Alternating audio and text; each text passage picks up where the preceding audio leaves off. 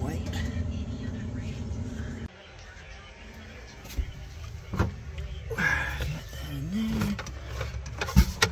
This wire here will connect to the water.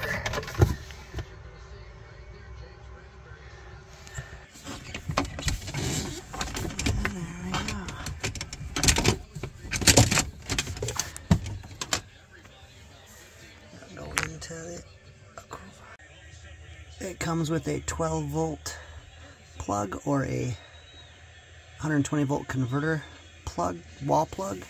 I went with the 12-volt, and I was able to tie into these two cables. There's 12-volt power right here, so I just tied into that.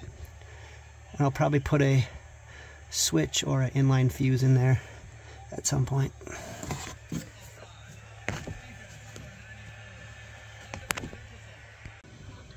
Alright, start the filter, install the faucet, flow restrictor, Acuva system, and then if I turn it on, fresh filtered